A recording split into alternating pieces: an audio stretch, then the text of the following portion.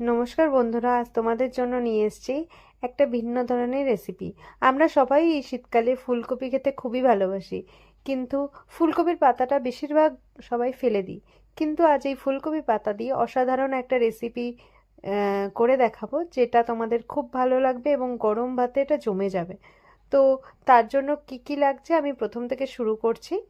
প্রথমেই আমি দেখাচ্ছি, কড়াইতে আমি কিছুটা পরিমাণ সর্ষের তেল দেবো। আমি বলবো সর্ষের তেলই ইউজ করতে, জানি এখন অনেকেই সাদা তেল ইউজ করে, কিন্তু এই খাবারের ক্ষেত্রে অন্তত সর্ষের তেল যাতে ইউজ হয়। খুব বেশি লাগবে না, মোটামুটি ভাজার মতো যেটুকু লাগে সেটুকু সর্ষের তেল দেবো। সর্ষের তেলটা গরম হতে একটু টাইম দেবো। মোটামুটি যখন বুঝবো গরম হয়ে গেছে, তার মধ্যে সামান্য পরিমাণ কালো জিরে দেবো ফোড়নের জন্য। খুব সামান্য দিয়েছি, তার কারণটাই পরে বলছি। এবারে এখানে আমি মিশ্রণটা দেখতে পাচ্ছেন, এতে কপি পাতা আছে, তার সঙ্গে রসুন আছে, কালো জিরে আছে, কাঁচা লঙ্কা আছে। এটা আমি বেটে নিয়েছি। এটা আমি তেলের মধ্যে দিয়ে দেবো। গরম তেল হলে তার মধ্যে দিয়ে দেবো। রসুনটা একটু বেশি পরিমাণে লাগবে, রসুনটা চেষ্টা করবেন বেশি পরিমাণে দিতে। যেহেতু কালো জিরেটা আমি বাটার মধ্যে বেশি দিয়েছি, তাই ওই জন্য ফোড়নে আমি কালো জিরাটা কম দিয়েছি। এবার এটা নাড়াতে থাকবো। নাড়াতে নাড়াতে এর মধ্যে কিছু জিনিস অ্যাড করতে হবে। খুবই কম জিনিস লাগবে এই জিনিসটা করতে। এটার জন্য লাগছে সামান্য পরিমাণ, এর মধ্যে আমি দেব নুন। সামান্য পরিমাণ নুন দেওয়ার পরে নুনটা মিশিয়ে নেব।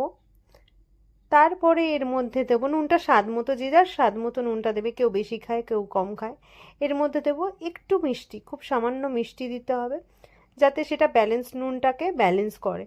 আমি খুব বেশি ঝাল দিইনি, কারণ আমার বাড়িতে সবাই ঝালের পরিমাণ কম খায়, যে যেরম, তবে একটু ঝাল হলে এই রেসিপিটা অনেক বেশি সুস্বাদু লাগে। এরপরে এর মধ্যে একটু অ্যাড করব দুটো কাঁচা লঙ্কা, আমি এর মধ্যে অ্যাড করে দেবো। এবারে যে যেরম ঝাল খায়, আমি প্রথমেই বললাম, যে যেরকম ঝাল খান সেরম অনুযায়ী অ্যাড করবেন। যেহেতু আমার বাড়িতে বয়স্ক বাবা মা আছে, তারা ঝাল খেতে পারে না, তাই জন্য আমি ঝালের পরিমাণটা কম দিয়েছি। আর বাটায় যেহেতু আমি কাঁচা লঙ্কা দিয়েছি, সেই জন্য এখানে দুটো অ্যাড করলাম। এবারে এটাতে আর কিছু অ্যাড করার নেই, এখানে শুধু নাড়াতে থাকবো।